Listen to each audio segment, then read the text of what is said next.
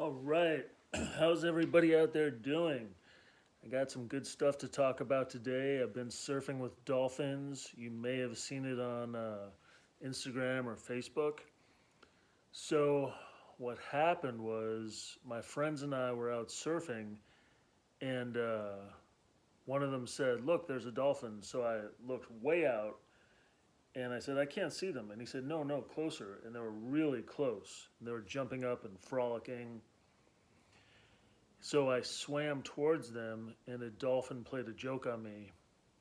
And I kind of swam to where he was, and he came under me and popped up on the other side, and I screamed.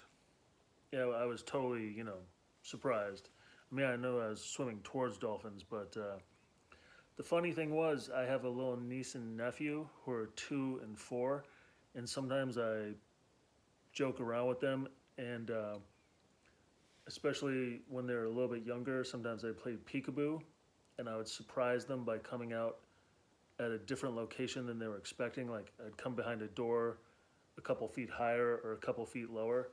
They just think that that's like the funniest thing in the world. And what I'm doing with these two kids is I'm playing with them, playing a little joke on them. And I did have the distinct feeling that that's what this dolphin was doing with me because we took some other video of stingrays while I was surfing another day. And when these stingrays see you coming, man, they just jet. They don't want to have anything to do with you. And that's what most wild animals are like.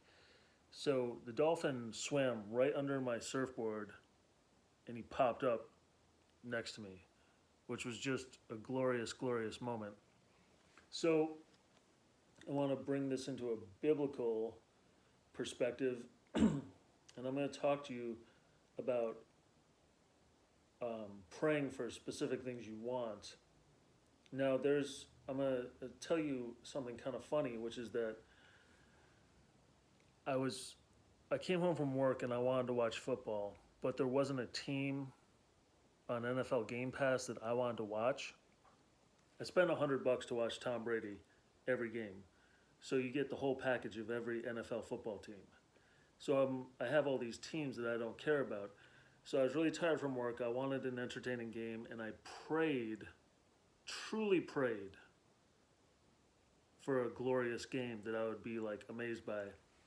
And Patrick Henry was running the ball for the Titans, and this guy came up to tackle him, and he pushed him so hard that the guy flew. The defender flew as Patrick Henry was carrying the ball, and I jumped out of my seat. I mean, I'd never seen anyone stiff arm like that in my life. And it was a glorious game, and I got really into it, and I felt entertained, and I felt relaxed after work, just like I wanted to. So that prayer worked for me. And some people may think it's a little goofy to pray for a football game to be amazing, but that's really what I wanted, and I got it. So 1 Thessalonians 5:16 says, "Always be joyful." We've covered that in other videos. 16 says, "Always be joyful." 17 says, "Never stop praying." The KJV says, King James says, "Pray without ceasing." That means you're just praying all day long. That means you're praying over your Cheerios, you're praying over your drive to work, you're praying over everything, your computer, everything, your whole day you're praying over. So when I came home to work, I was actually following the biblical rule to pray without ceasing. I wanted a cool football game. I prayed for it. It wasn't a joke. I really genuinely prayed for it, and I genuinely asked Jesus for a cool football game, and I got it. And I really jumped out of my seat. Like my butt came off the cushion. So that was a special moment for me. With regards to surfing, I haven't told anyone this, but I specifically pray for glorious surf sessions, which are revelatory in nature, like above everyday natural life. I pray for surf sessions that are supernatural, amazing, glorious, phenomenal. And I'll actually get in the mood of and imagine the incredible surf session where it's me and my friends and everyone's smiling and I catch a cool wave and the water's beautiful and there's dolphins playing and there's cool fish. So I actually had prayed for these glorious surfing experiences. And some people might think that's a little goofy, but it's biblical. It says, pray without ceasing. So when I had been praying for these glorious experiences, and a couple weeks earlier we went out and there were no waves, so we took some video of all the fish in the area, and that was like, I did feel like it was a little bit beyond my normal emotional range of experience. It was somehow like 10% more than my normal reality. Reality seemed enhanced. I wanted to have this incredible, glorious experience, and my friend and I were videoing fish and stingrays and all these cool things underwater. We thought they were little baby sharks, but they just turned out to be regular fish. That video is going to be coming out soon, within a week, I hope, and I'm going to show everyone what I'm talking about. And I just had this amazing, glorious sense of joy. And it was, if you imagine the ups and downs of your week, this is what most people's life look like. This is the best they feel, this is the worst they feel, and most people live within this mood, a range.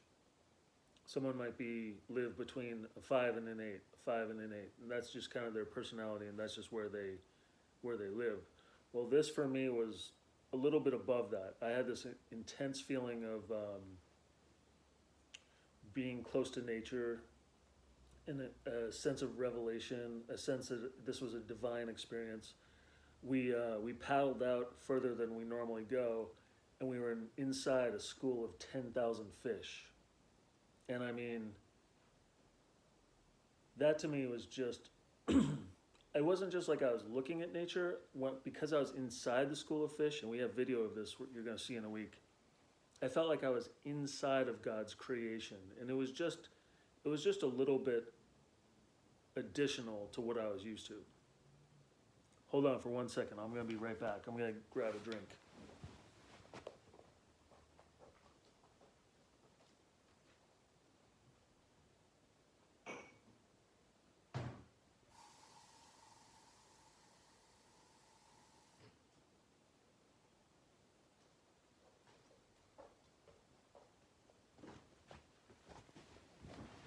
All right.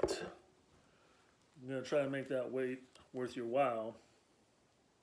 In Matthew 7:7, they talk about how to get what you want in prayer. It says, keep on asking and you will receive what you ask for. Keep on seeking and you will find. Keep on knocking and the door will be open to you. This is a biblical guarantee of how to get what you want. You go for it. These are all actions. Asking, seeking, and knocking.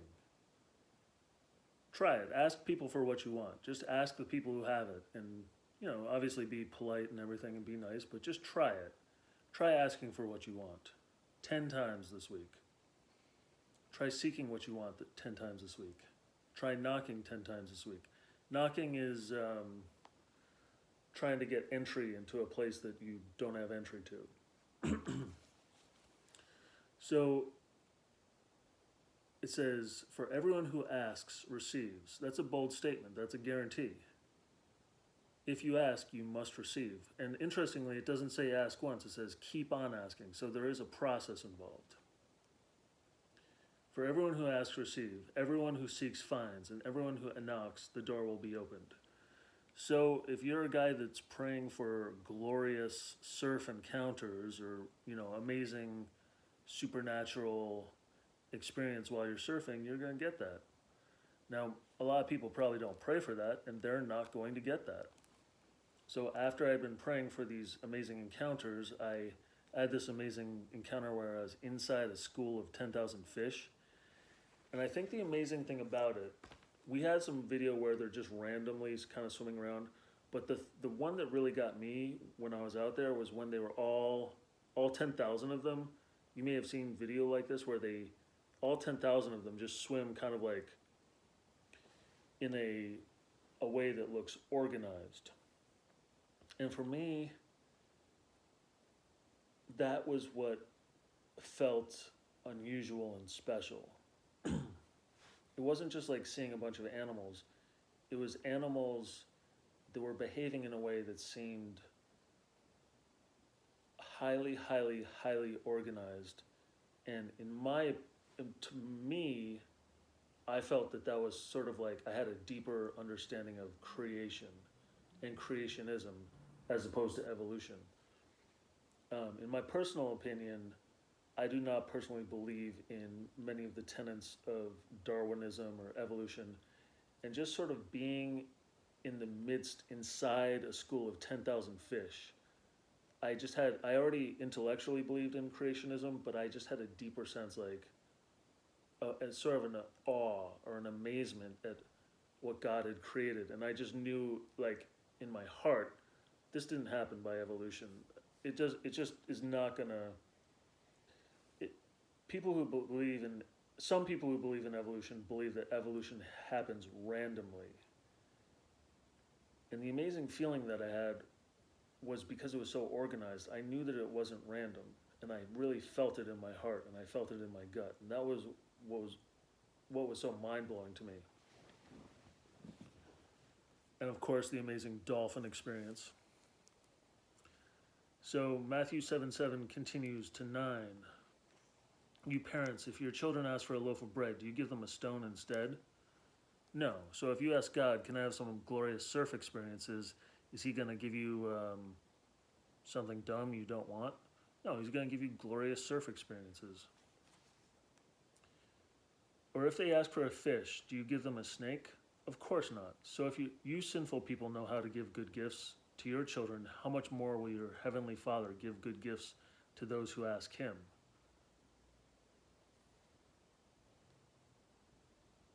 He's saying, like, average Joes, people you know, when their kid asks them for an ice cream cone, they give them an ice cream cone. Well, how much more is God going to give you what you ask for? God is happy to give you cool stuff. God is happy to give you glorious dolphin encounters while you're surfing. God is happy to give you glorious football games. It's no problem. He's not tight-fisted.